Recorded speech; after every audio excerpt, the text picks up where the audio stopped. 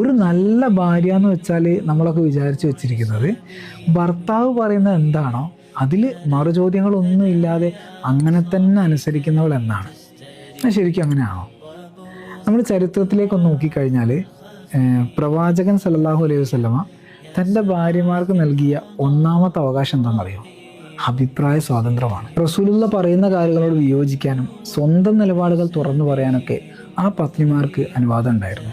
Hudaibiya സന്ധിയിൽ ലോകം തകർന്നു നിൽക്കുന്ന സമയത്ത്, ആണുങ്ങളെല്ലാം പകച്ചു നിൽക്കുന്ന സമയത്തും ഉമ്മു സൽമ റളിയല്ലാഹു അൻഹ, അതായത് റസൂലിൻ്റെ ഒരു പത്നി, അവർ കൊടുത്തൊരു ഉപദേശം സ്വീകരിച്ചുകൊണ്ട് പ്രതിസന്ധിയെ മറികടന്ന ഒരു പ്രവാചകനുണ്ട്. ആയിഷ ബീബി റളിയല്ലാഹു അൻഹ ചോദ്യങ്ങളൊക്കെ ചോദിക്കുന്ന സമയത്ത് അതൊരു അഹങ്കാരമായി കാണാതെ അറിവ് നേടുന്നു, അതായത് വിജ്ഞാനമായി കണ്ടിരുന്ന ഒരു പ്രവാചകനുണ്ട്. എന്നാൽ നമ്മുടെ വീടുകളിലൊക്കെ ഇന്ന് നടക്കുന്നത് എന്താണ്?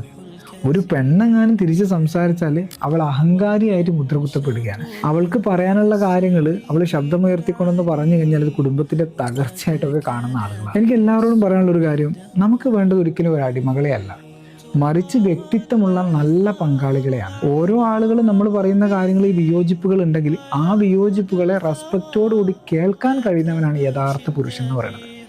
പ്രവാചകൻ കാണിച്ചു തന്ന ആ ഒരു മാതൃക നമ്മുടെ വീടുകളിലും ഉണ്ടാവട്ടെ. ഇവിടെ ഓർക്കേണ്ട ഒരു കാര്യം, വിയോജിക്കാനുള്ളൊരു സ്വാതന്ത്ര്യം നൽകുമ്പോഴാണ് സ്നേഹം അതിൻ്റെ പൂർണ്ണതയിലെത്തുന്നത്.